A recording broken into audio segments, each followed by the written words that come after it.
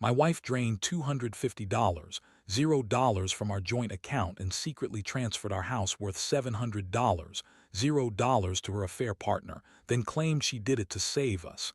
Now she's filing for divorce and fighting over everything in court. Hello everyone. Dear listeners, please share your thoughts in the comments section below. And don't forget to like, share, and subscribe. Now, let's begin the video. Using a throwaway for obvious reasons, with certain specifics modified to preserve anonymity. I never thought I'd be the guy sitting here, typing out my story about betrayal and heartbreak, but here I am. Honestly, it all started with some small signs, little things I brushed off at first. My wife Lisa had always been a little flaky, but lately she was acting strange. She'd be secretive about her phone, hiding it whenever I came near, and she started working late more often. I thought maybe she was just stressed at her job, or maybe she was secretly planning a surprise for me. I didn't want to jump to conclusions, so I kept quiet, hoping things would just go back to normal. But then I noticed her spending more money than usual, shopping sprees. Expensive dinners, gifts she hadn't mentioned. I checked the bank statements and that's when I saw it.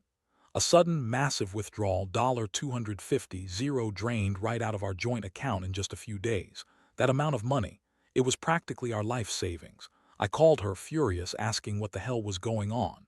She told me she was investing in some new business idea, that she'd been planning it for months and that it was a secret because she didn't want to worry me. Yeah, right. That's when my gut started to scream that something was really wrong. Then I noticed her acting even more weird. She was nervous, avoiding eye contact, and suddenly she was spending all her free time on her phone. I grabbed her one night while she was on a call trying to listen in, and I caught snippets of a guy's voice. Her voice. Turns out she'd been seeing someone else, a guy named Mark, for months. I found texts on her phone, flirty messages, secret meetings, plans to meet up after work. It hit me like a freight train. My wife, the woman I loved and trusted, was having an affair, and not just that, she was actively draining our life savings and somehow transferring our house worth $700, $0 to this Mark guy. I couldn't even process it all at once. I started digging deeper. I found out she had transferred our house into Mark's name, claiming she did it to save us from some supposed financial trouble she'd invented. She told me she did it out of love, that Mark was her savior, and she wanted to be with him no matter what. She insisted she was doing it for us, that she was trying to protect us from some fake threat she'd made up. I was stunned. How could she lie so blatantly? How could she steal everything right in front of my face and then try to convince me she was doing it for my sake? I confronted her that same night. I remember standing in our living room, my hands trembling, voice hoarse from anger. I asked her outright, "Lisa, what the hell is going on? Who is Mark? Did you really drain our account, steal the house, and lie to me this whole time?" She looked at me with that bitchy smile, trying to play innocent, saying, "You're overreacting, Dave. You're just jealous, or maybe you're paranoid. I've been stressed, that's all. Mark and I are just friends, all this money stuff. I was just trying to get us out of a jam. You don't understand what I'm doing." She lied so easily, like she was reading from a script. She told me she'd been saving us from a supposed financial disaster, that she'd planned everything to protect me and the kids. But I knew better. I knew she was lying. I could see it in her eyes. She was enjoying this power play, this manipulation. The house was gone, our savings were gone, and she was still spinning her web of lies, trying to convince me she was the hero. That night I felt like I was losing my mind. My stomach was twisted, my chest heavy with betrayal. I couldn't believe the woman I married would do this, drain our future, take everything we worked for, and then try to tell me it was all for us. I felt angry, confused, and hopeless all at once. How had I missed all these signs? How could I have loved someone so much and been blind to what she was really capable of? It was like waking up from a nightmare I didn't even know I was in. I knew this wasn't going to be easy to fix, but I also knew I couldn't let her get away with it. Not without a fight. After that night, everything changed. I couldn't sleep. My mind kept replaying her lies, her sneers, the way she twisted everything around to make herself look innocent. I started digging into the bank transactions more carefully, trying to piece together exactly how much she had taken and where it all went. That's when I discovered she'd secretly transferred the deed to our house, our family home, the one we built together, to Mark. Just like that, she handed over our biggest asset as if it was nothing. I still remember the sick feeling in my stomach when I saw the transfer documents. The house, worth about $700, $0 gone to someone else, and she claimed she did it to save us. Save us? From what? I couldn't believe it. How could she be so cold, so calculated? She told me she'd done it because Mark was the only one who truly cared, that he was going to take care of us now. I asked her how she could do that without talking to me first, without even telling me she was planning to give away the house we shared. She shrugged, said it was for the best, and that I should thank her for saving us from a worse fate. I started feeling sick every time I thought about it. Our house, the place where I thought I'd grow old with her, was now in someone else's name. I couldn't wrap my head around it. I felt betrayed but also angry, furious at her for taking everything I cared about and pretending she was doing it out of love. She kept insisting she did it to protect us, but I saw right through her lies. She was just trying to cover her tracks, trying to make herself look like the hero in this mess. Then came the court filings. She announced she was filing for divorce, claiming she was freeing herself from a toxic marriage, and that I was just jealous and controlling. She told everyone she did all this to save our family, that she was just trying to do what was best. Meanwhile, she was fighting over everything: custody, the house, the money. She claimed she deserved half, even though she drained our account, lied, cheated, and handed our home over to her affair partner. The more I learned, the more I realized how much she'd lied, how much she'd manipulated the entire situation to her advantage. I felt numb most days. I'd sit in our empty house, staring at the walls she'd decorated, the furniture she'd picked out, and wonder how we got here. I thought I knew her, but now I saw the woman I loved had been hiding all of this from me. I couldn't believe she'd been planning this for so long, secretly siphoning money, transferring property, lying to my face. The betrayal cut deep. It wasn't just about the money or the house. It was about trust, about the life I thought I had with her unraveling before my eyes. I started questioning myself. How blind had I been? Did I miss all the warning signs? Was I just too trusting, too naive? Every day felt like a punch to the gut. I realized I was going to have to fight hard just to get some sense of stability again. I refused to be a victim of her lies, but inside I was shattered. I didn't want to believe she could do this, but now I knew. I had to face the harsh truth that the woman I married was a different person entirely. Someone capable of this level of betrayal, manipulation, and greed. And I was left to pick up the pieces, wondering how I got here and whether I'd ever be able to trust again. The days that followed were a whirlwind. I hired a lawyer, of course, and started digging into every detail I could find. The more I uncovered, the angrier I got. Lisa, my wife, was relentless in her lies. She claimed she did all of this to protect us, that Mark was the only one who truly cared, and that she had no choice but to drain our savings and transfer the house. She told everyone she was doing it out of love, that she was trying to save our marriage from some fake crisis she'd fabricated herself. She even had the nerve to say she was the victim here, that I was the one controlling and jealous. I remember sitting across from my lawyer, feeling like I was losing my mind. We went over her financial records, her texts, her emails. There were hundreds of messages between her and Mark, flirty, suggestive, explicit at times. She'd been seeing him secretly for months, and I had no idea. How could I have missed all of this? I was furious at myself for not noticing sooner, but mostly I was furious at her for betraying everything we built. I still loved her, or at least I thought I did, but now I wondered if I ever really knew her at all. One of the most shocking moments came when I found out she'd lied about her saving us.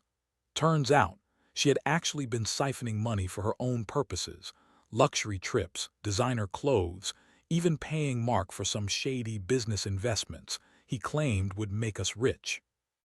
The money she drained from our account wasn't just for some vague investment. It was used to fund her affair and support Mark's lifestyle. She'd been living a double life, and I was just the idiot who trusted her. I confronted her again, this time with all the evidence on hand. I asked her why she did it, how she could lie so easily. She looked me dead in the eyes and said, "Because I was tired of pretending, Dave. I wanted what I wanted. Mark makes me feel alive, and I didn't care about the money or the house anymore. I did it all for myself, not for you or the kids." Her tone was cold, dismissive. She actually had the nerve to act like I was the one overreacting, like I was the crazy one for being hurt. That's when I realized that her version of love was just manipulation. She lied, stole, and cheated, then spun it all around to make herself look like the victim. I felt a mix of disgust and heartbreak. How could someone I loved so deeply become such a different person? I kept thinking about the life we had, the plans, the future. All gone, wiped out by her greed and her lies. Meanwhile, she kept pushing her narrative in court, claiming she was saving us from financial ruin and that I was an oppressive husband. She even tried to turn the kids against me, saying I was controlling and emotionally abusive. It was all lies, of course. She wanted everything: custody, the house, the money, and she was willing to say anything to get it. I knew her game, and I wasn't going down without a fight. I had to protect what was left of our life, what little dignity I had left. The emotional toll was crushing. I felt betrayed, humiliated, and utterly helpless. Every time I saw her face in court, I wondered how the woman I married could do this to me, to our family. I was angry at her for playing the victim, for pretending she was doing it all out of love while secretly living a lie. I was angry at myself for trusting her so blindly. But more than anything, I was scared. Scared of losing everything, scared that I might never recover from this betrayal. I kept telling myself I'd get through it, but some nights I just sat there in the dark, replaying everything, trying to understand how someone could be so cruel. The court hearings were a nightmare. Lisa, true to form, played the victim perfectly, crying, acting hurt, claiming she did all of this out of desperation, that she loved Mark and couldn't help herself. She spun her story about how she thought she was doing the right thing, how she wanted to protect us from financial ruin, and that she was only trying to save our family. It was a masterclass in manipulation. Meanwhile, she was fighting tooth and nail over the house, the savings, and custody of the kids, all the while trying to paint herself as the innocent victim.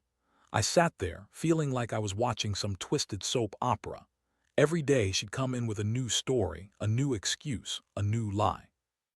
She claimed she was misunderstood, that I was controlling, that Mark was just a friend, but I knew better. I had the evidence: text messages, transfer records, everything. I felt a mix of rage and despair. How could I have been so blind? How could I have loved someone capable of this level of deception? The judge seemed skeptical, but Lisa's acting was convincing enough to sway some of the court. She painted herself as a victim, a woman trapped in a desperate situation, while I tried to lay out the facts: how she drained our account, transferred our house, and lied about everything. I could see her smirk when the judge asked her about the transfer of the house, like she was already planning her next move. During one hearing, she even claimed she didn't know how the money was spent, that Mark brainwashed her into doing all this. That was her favorite line: "Mark made me do it," as if she was some helpless pawn. But I knew better.